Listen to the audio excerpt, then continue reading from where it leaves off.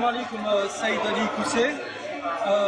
Je suis heureux de vous recevoir ici parmi nous dans votre stand de ASN France pour ce mini-interview que vous allez nous accorder. Alors vous êtes le co-président du GAIC, le groupe d'amitié islamo-chrétien. Vous êtes partie de la famille franciscaine et vous êtes le représentant aussi musulman en fait au sein du comité national d'éthique funéraire. Et vous êtes un spécialiste du dialogue interreligieux ici en région parisienne et en France. Donc nous avons quelques questions à vous poser là-dessus. Vous nous dites un petit peu ce que vous pensez de tout ça. Donc ma première question c'est que pensez-vous un petit peu du darwinisme, c'est-à-dire que le hasard est le moteur de l'apparition de tous les êtres vivants sur Terre. عليكم السلام حبيبي، عليكم السلام ورحمة الله تعالى وبركاته. أعوذ بالله من الشيطان الرجيم، بسم الله الرحمن الرحيم. C'est un honneur et c'est un privilège pour moi d'être parmi vous. Et c'est aussi une marque d'estime que vous avez témoigné à mon égard de m'inviter à cette interview.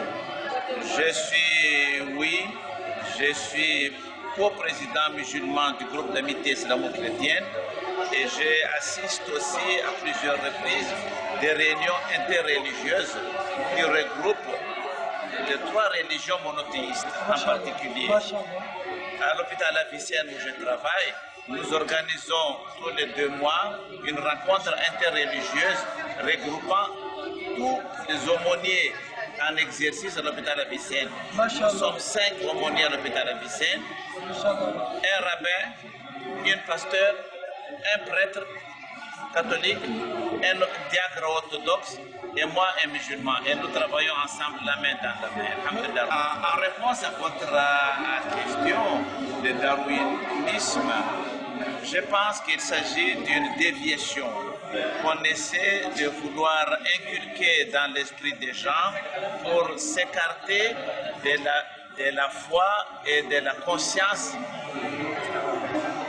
dans la croyance. Pourquoi? Parce que on ne veut pas reconnaître la supériorité, la suprématie de l'être qui est Allah, la puissance divine. On ne veut pas reconnaître, on voudrait faire exister ce qui n'est pas de l'ordre divin.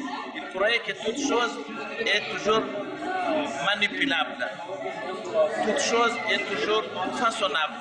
Or, il y a des choses que nous ne pouvons pas façonner malgré tout. Nous ne fabriquons pas les spermes. Nous les avons sans savoir d'où ça vient. Mais nous actionnons. C'est une action que nous faisons, mais l'œuvre de la chose ne nous appartient pas. C'est pour dire que je suis archi contre le système, la pensée, le matériel. Je suis originaire de Madagascar. Et Madagascar, la population malgache est composée de 3 grandes religions à Madagascar. Il y a le christianisme, il y a les musulmans, et il y a les indiens, voilà. Et les chrétiens vivent en harmonie, avec les musulmans qui est majoritaire. C'est dire que la religion ne devrait pas faire l'objet de séparation entre individus.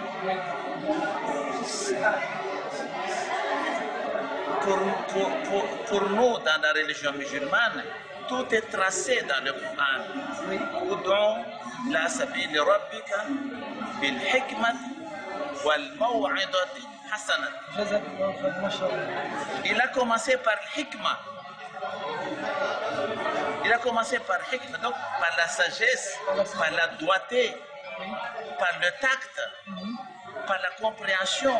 Donc si vous dites que je suis spécialiste, que je suis artisan de la paix, c'est parce que j'utilise les formules coraniques pour aller à la rencontre de l'autre. J'utilise l'idée que notre prophète Muhammad applique toujours. Qu'est-ce qu'il a dit? Il a dit Tuyassiru wa la tu'assiru. Faciliter, mais ne pas rendre compliqué. Tuyassiru wa la tu'assiru. Donc nous devons être en mesure de comprendre les gens. Nous avons la chance d'avoir le Coran non altéré, non falsifié, non détruit, tel qu'il a été reçu par le prophète Mohammed il y a 1400, 1500 ans aujourd'hui. Rien n'a été changé. Quelle chance pour nous. Donc nous devons mettre ça en exergue. Si vous me demandez comment faire les rencontres avec les autres religions, pour moi, je voudrais tout simplement, il faut être humble. Machallah. L'humilité. Machallah. Vous êtes en train de répondre, machallah, à ma deuxième question qui est quelle est la meilleure façon, en fait, d'aborder les chrétiens et les juifs, les gens du livre, en fait, de façon générale? Et je n'ai d'autre chose à vous dire. Que la simplicité. La simplicité, être à la portée des gens, être à la mesure de répondre avec sagesse, avec tact, avec diplomatie. La diplomatie, ce n'est pas seulement tromper les gens, mais la diplomatie, savoir aborder les gens. Quelle langue on doit aborder?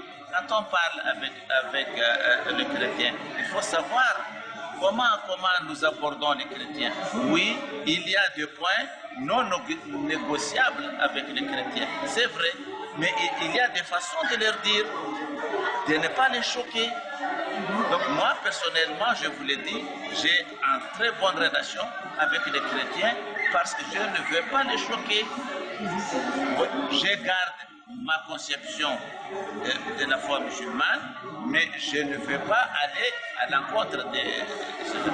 Donc il n'y a pas d'autre chose si ce n'est que l'humilité et le respect vis-à-vis de l'autre. Comment, à votre avis, pourrait-on réaliser une union politique islamique? Est-ce que l'exemple de la construction de l'Union européenne serait un bon modèle à suivre pour le monde musulman? Malheureusement, notre Ummah, notre communauté musulmane est divisée et subdivisée. Malheureusement.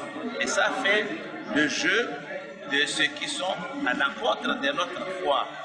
Nous faisons le jeu de ces gens-là en n'ayant pas su s'unir. Vous voyez, c'est une chance pour nous d'être cités nommément dans le Coran.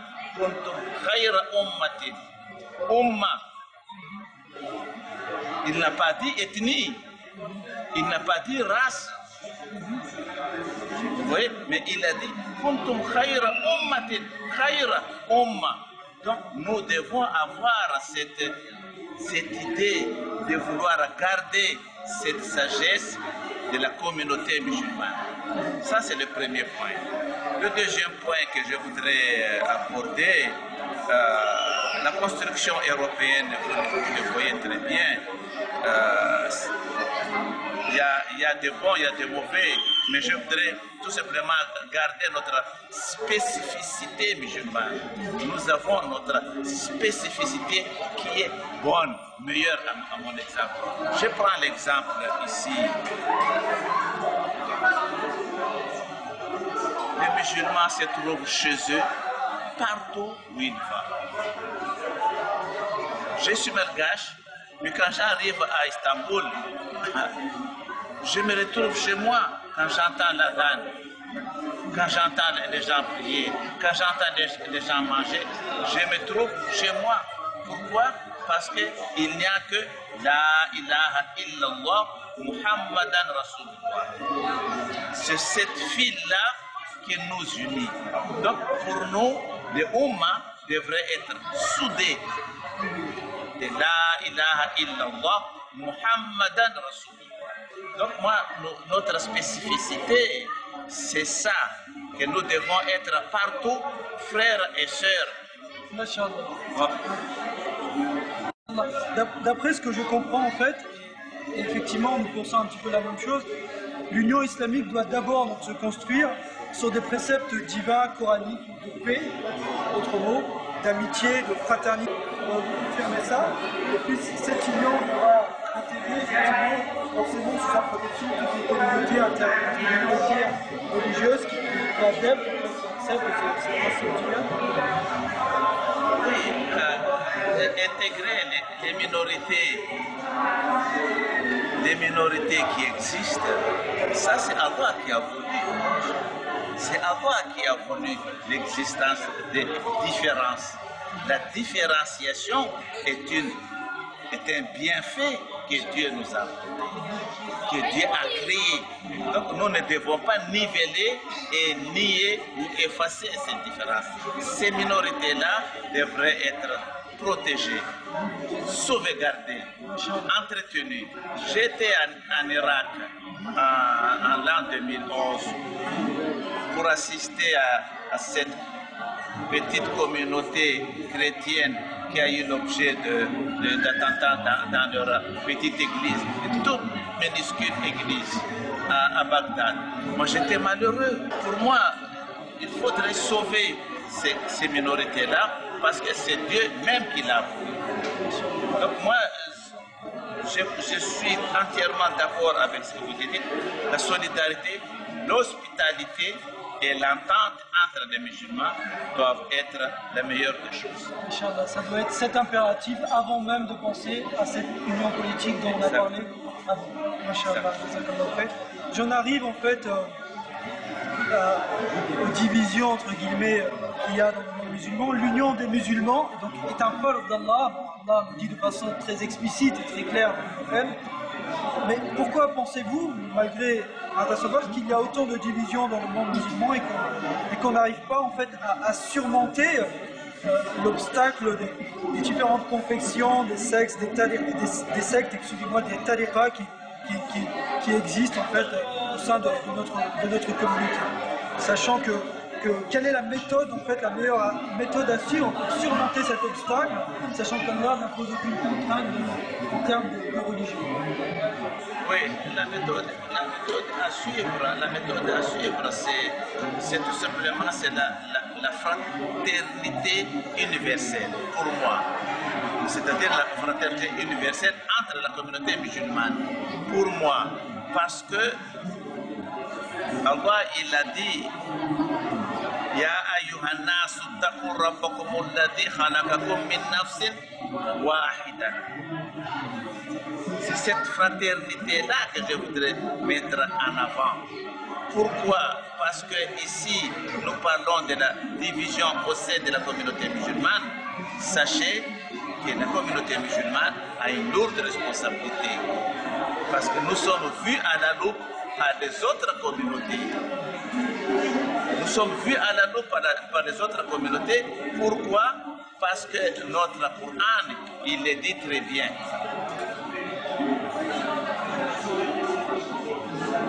Il le dit très bien comme quoi tous les croyants sont des frères.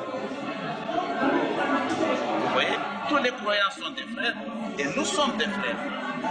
Nous sommes des frères par le nafs et nous sommes des frères par Allah. Nous avons le partage d'Allah ensemble. Nous devons être ça. L'existence des tariqas, moi je pense que l'existence des tariqas ne devrait pas faire obstacle. Les tariqas existaient depuis Abdul Qadir Jilani. Vous voyez? Donc les tariqas existaient depuis et les tariqas amènent la sagesse, la pondération, à l'analyse objective et intériorisée des tariqas. Parce que dans les tariqas, on ne regarde que l'intériorité, on ne regarde pas l'aspect extérieur. Donc l'intériorité de chacun est identique Donc le Torika fait partie, les Torika œuvrent pour la communion, l'entente de tous les croyants musulmans. Les autres divisions que vous citez, je ne crois pas qu'il s'agit de divisions subséquentes. Moi, je pense qu'il s'agit de divisions purement politiques ou artificielles pour pouvoir soutirer des bienfaits terrestres, matérialistes, vous voyez, pour avoir de l'argent, pour avoir des honneurs, pour être invité par-ci, par-là, mais ça n'a apporté aucune chose dans la construction de notre communauté. Alors j'aimerais vous poser une question concernant la bigoterie, le radicalisme qui existe en islam. Comment peut-on faire pour combattre cette bigoterie, ce radicalisme qui existe chez certains musulmans, car il est certain que cela est la source de beaucoup de maux et d'amalgames au sein de notre communauté. Nous devons parcourir, nous devons enseigner, nous devons apprendre à nos communautés, aux membres de notre communauté, que les prescriptions du Coran méritent d'être étudiées à fond. Ça ne se dit pas, ça ne se lit pas, ça ne se transcrit pas à la surface. Il faut voir le sens interne du Coran. Pour moi, c'est un da'wah que nous devons faire. Et un da'wah dans le sens de l'éducation, de la sagesse, de l'humilité. Et à partir de là, nous, je pense, pouvons atteindre à leur cœur, à leur façon de penser. Parce qu'ils croyaient que par la force, par l'insistance, on arrive à instaurer l'islam. Non, l'islam ne peut pas arriver comme ça. Il faut tout simplement appeler les gens par la sagesse, par le da'wah, avec règle, avec doigté et simplicité. Avec ça, je pense, parce qu'il s'agit des gens qui ont pris un morceau de choses et qui l'exploitent à fond, à contre-courant. Donc ça nuit à l'image, ça ternit l'image de l'islam et nous sommes tous complets dedans. Je souhaite encore revenir vers l'union islamique au niveau politique. Si nous envisageons qu'elle peut se faire à partir des préceptes divins coraniques, nous avons réfléchi, nous pensons qu'au niveau politique, l'un des pays qui a la responsabilité de lancer cette union est la Turquie. Pourquoi? Parce que nous pensons qu'elle a la légitimité politique, puisque c'est pratiquement le premier pays musulman qui a allié islam et démocratie en respectant les principes divins de l'islam que nous avons cités tout à l'heure. C'est le premier pays, elle a une légitimité économique puisque c'est le pays musulman qui a la première puissance économique du monde au niveau des pays musulmans. Il a une légitimité historique puisqu'il est l'héritier de l'Empire ottoman et nous savons tous que l'Empire ottoman était le dernier dépositaire du califat et de l'Union islamique, voire même donc une légitimité religieuse puisque Constantinople était donc la dernière capitale du califat et qu'il y a beaucoup de reliques du prophète qui sont là-bas. Que nous pensons donc qu'il y a un appel, nous pensons que les leaders politiques turcs ont la responsabilité de construire une première union politique avec les pays turcophones qui les entourent et qu'ils ont ensuite la responsabilité d'inviter tous les autres pays à se rejoindre à eux donc dans cette union. Que pensez-vous de ce moyen, de ce chemin qui est proposé par certains d'entre nous pour arriver à l'union politique? Barakallah Fik, vraiment, vous parlez des choses qui m'intéressent beaucoup, à laquelle je suis vraiment content d'y répondre. Parlant de la Turquie, sachez que j'ai un autre penchant à la Turquie, parce que la Turquie a cette mosquée bleue que tout le monde sait que c'est l'emblème de l'islam. C'est là la fraîcheur de l'islam existe. Et tout de suite, je vous dis pour que ce soit transmis au peuple turc que vraiment je l'ai salué lors de la visite du pape Benoît XVI. L'imam, le mufti d'Istanbul a ouvert grandement la porte de la mosquée au pape Benoît XVI. C'est une marque d'ouverture et c'est une marque de respect vis-à-vis de l'autre. Donc ça m'a profondément touché. J'étais heureux parce que c'est une action qui devrait être imitée par toutes les autres responsables du monde musulman. Ça, c'est le premier point. Deuxième point, la Turquie, vous savez, nous avons la chance de connaître Jalaluddin Rumi, qui est avec son mausolée en Turquie, à Koné. Donc tout ça, ce sont des images qui donnent à la Turquie un miroir auquel on doit se miroiter. Sur le plan politico-social, je ne dis pas la leçon, c'est la Turquie qui a libéré les femmes musulmanes.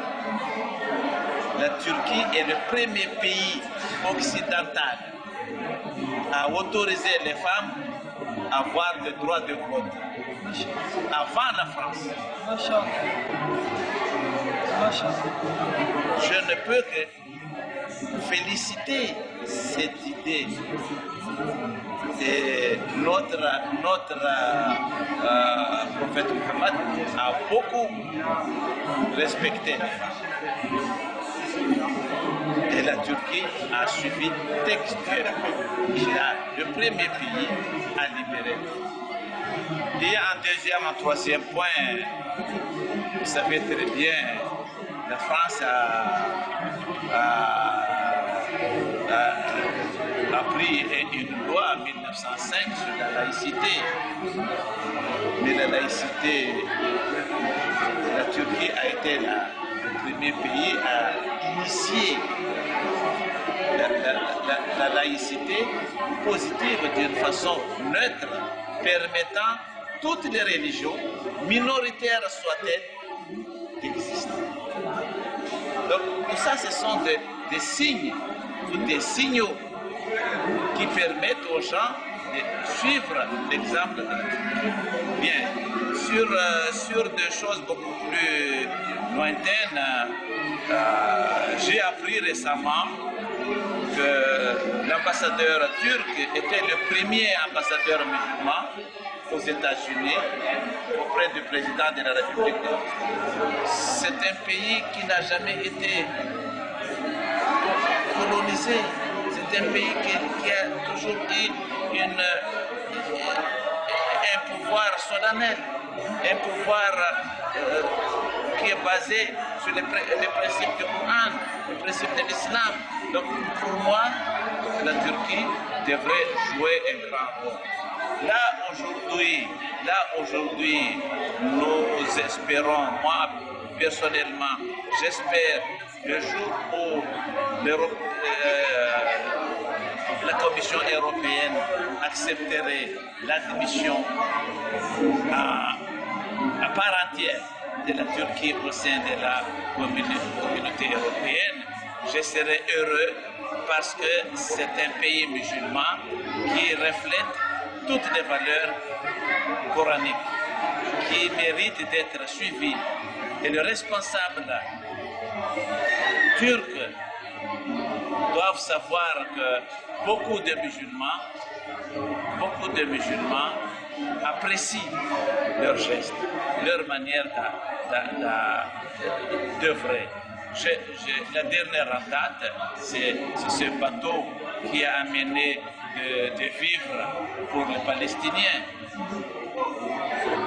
C'est la Turquie qui a initié ce genre de choses en faveur de ses frères palestiniens. Donc tout ça, ce sont des choses à saluer.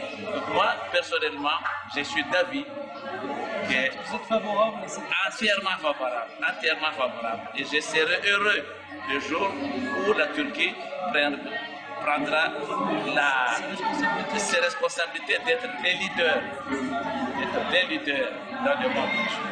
Alaykoum salam. Peut-être un petit mot de fin pour vous demander votre bénédiction concernant le travail de notre association et de toutes les fondations pour faire connaître un petit peu dans leur combat contre le matérialisme, l'athéisme, et pour aussi l'appel à l'union islamique et une union des foi basée sur une formule commune qui est la foi des hommes. Les barakat, Inch'Allah, Dieu nous déverse d'une façon instantanée. فإذا سألك عبادي عني فإني قريب. Si mes serviteurs t'interrogent à mon sujet, qui je suis, dis-leur que je suis proche. Donc tout ce que vous faites là,